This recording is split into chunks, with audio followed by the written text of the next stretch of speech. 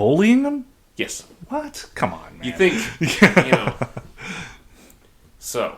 They gave you 9 points in a game. You can't flex after that, okay? You scored 1 point. Come on, dude.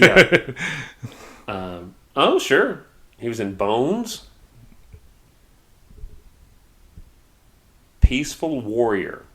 Peaceful Warrior was a strange movie that I was working at a theater in Minnesota, and Peaceful Warrior came out, and it's this sort of uplifting thing about a gymnast who wasn't going to be a gymnast anymore, and I think Nick Nolte's in it. Why wouldn't he be? And I was there, and I had seen every single movie in the movie theater. Yeah.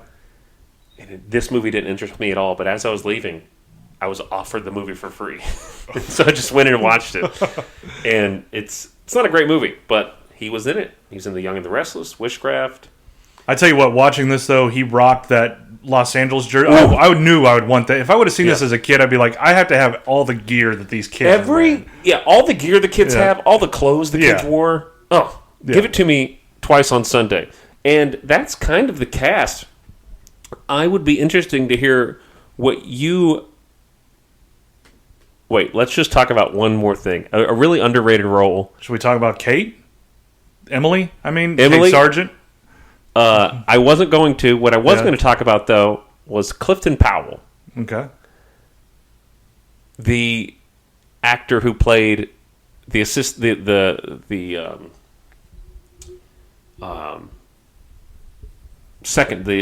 henchman? Partner. The partner to the dad. Oh, okay, yeah. Come on, Sam, we got to roll! Yeah. We got guns, we got the mortars, we got everything, we got it all! We got nothing. We got nothing. I want Snyder, he's everything. I want him. He just flew away on a helicopter. He jumped on a rope. Gosh, just flew away. The best. So, this guy, Clifton Powell's done, there's another guy, a career that just spans decades, and he's been working since, earliest credit here is 1981. And then after that, just kind of never stopped. Matlock, Deep Cover, if you remember that movie. Yeah. Three Ninjas, of course. He was on Martin. Menace to Society. Oh, he was on the Sinbad show. He was on Rock. He played Andre Thompson in Rock. Man. South Central Love TV Rock. series. God, oh, gosh. Dead Presidents. He played Cuddy in Dead Presidents. Oh, okay. Yes. Yes. I knew I recognized him. That's where I recognize him from. Yeah. Just everywhere. NYPD Blue. Deep Rising. Well, what? Yeah. Mason in Deep Rising. Okay. Good for him. Foolish. Walker, Texas Ranger. Nice. Anyway, let's talk about the love interest. Emily. Talk to me about Emily, Marcus. Emily didn't do much after this. No, she didn't. Nothing. Again, but I'll tell you what I did. Did a little stalking. Good for you. Followed her on Instagram. Mm-hmm. Only 236 followers on Instagram. Now she does her own AD stuff for really small films and photography too, but not a lot of posts. But her last post was only 8 days ago. Beautiful woman. Yeah. No other acting. She has she lists credits in her Instagram, but none that I remember for Three Ninjas at all. In there. I think it'd be something she's proud of. Of course, she's too. One of the main lines that I always hear is Rocky loves Emily. Yeah. But yeah, it's just she's doing just AD work, stuff like that for small stuff. Everyone meets for this legendary movie that's sort of most of their calling card. Some have gone on to do things that maybe people know them for, but they do this pop culture thing and then they move on.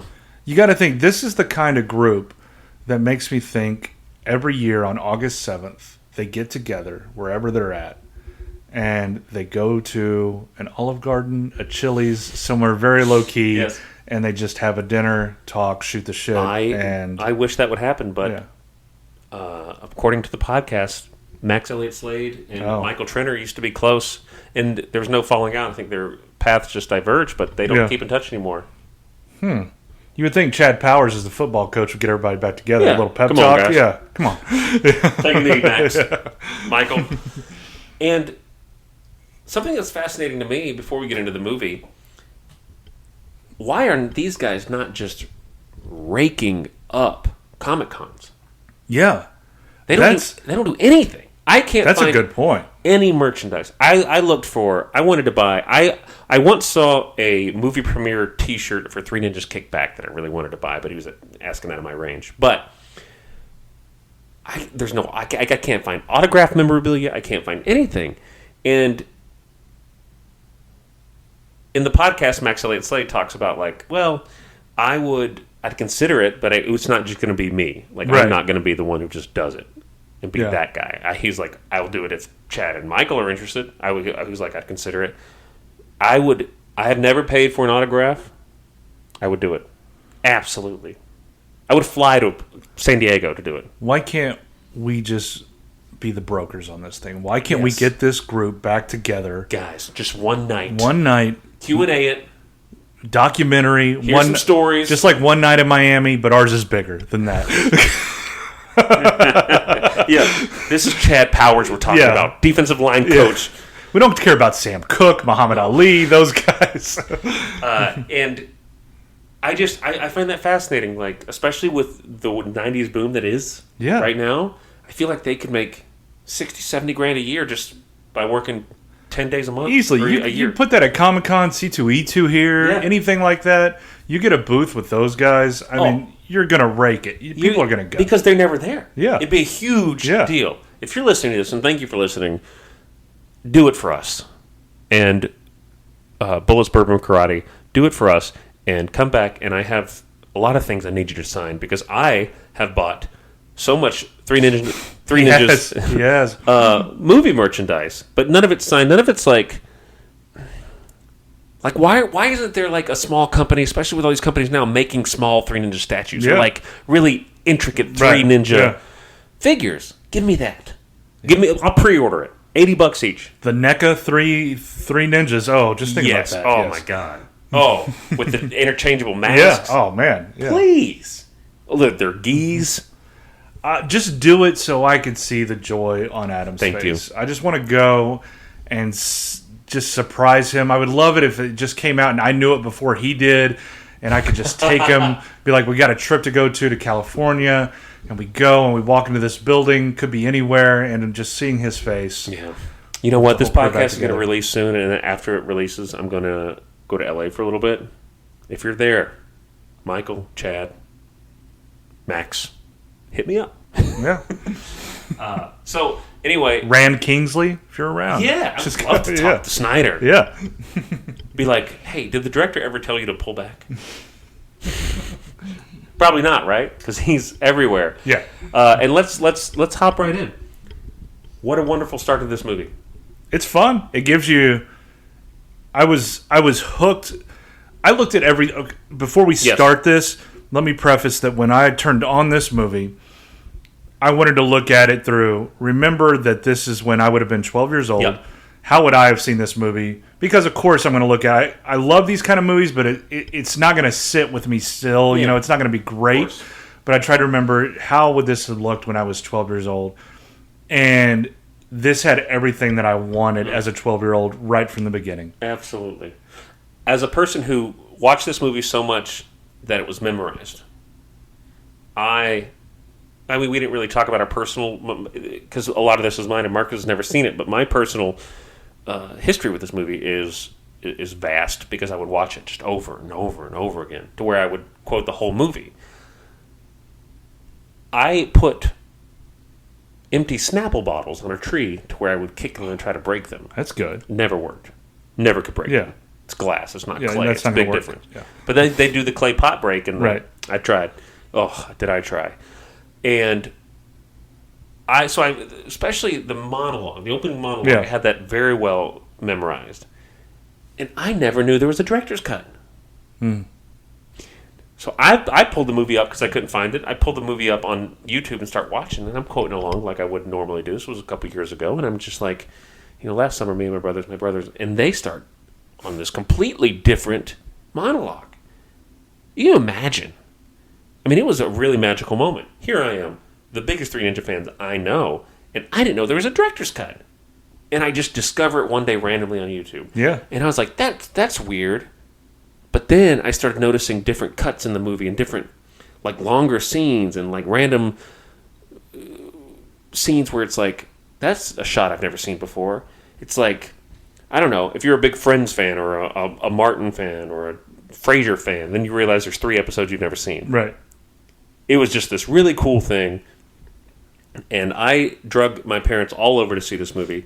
I saw this movie in the theaters, and one time after the movie, we went behind the theater waiting for... Because it was at the... Everything eventually makes its way down to the Dollar Theater. Yeah. And we went to go see it, and my friend and I were trying to do the kicks and stuff, and we were doing against the dumpster wall, like the wooden fence. Yeah. And I remember I tried to do the double foot drop kick. Right. Where you jump and you sort of do a seating position kick. And I did it. And when I landed, Oh, Jesus. I landed on a piece of glass, and my hand just got stabbed by this piece of glass, and just blood was pouring out of my hand, and had to go to the, 16-year-old ticket taker and be like, "You have a Band-Aid?" I was practicing ninja moves in the back. So... What was the... And I don't want to keep interrupting, but what was the first... And I meant to ask you this earlier. When you went to see it the first time, was this something that you knew was coming, or was it just something that looked interesting that you maybe saw a trailer for? I saw the trailer, okay, so I knew it was coming. I didn't know when. I don't think I understood that they were announcing when the movie was coming. But I remember watching.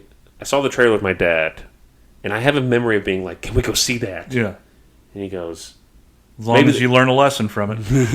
Yeah, pretty well. He didn't say that, but it was like, it has to let me think about it, because I think he wasn't sure about the violence. Mm-hmm. Which, with the director's cut, parents were thinking about that. My parents were. My dad didn't let me go. He didn't want me to go see a movie about... Parental guidance was suggested. It was, and we listened, and my father took me to see Three Ninjas. So I don't remember the first time I saw it. But I certainly know... Isn't that funny?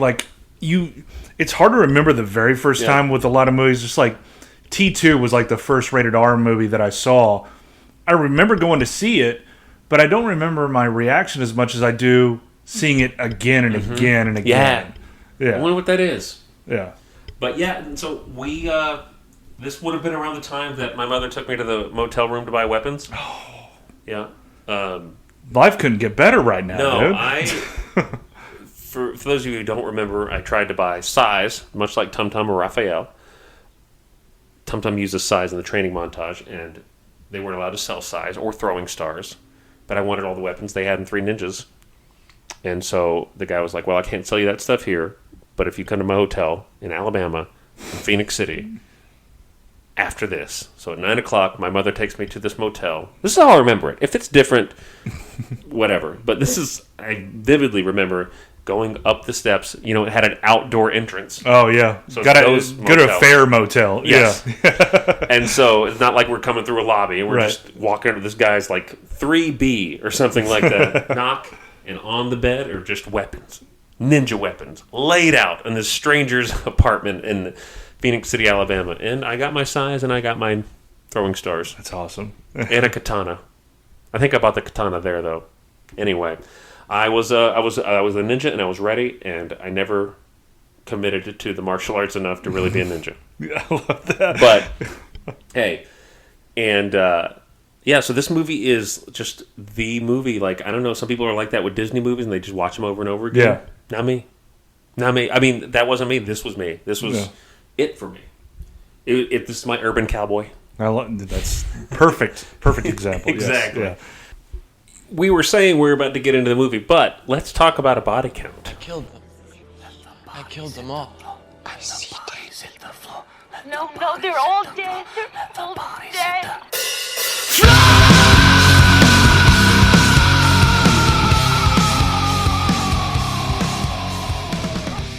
One?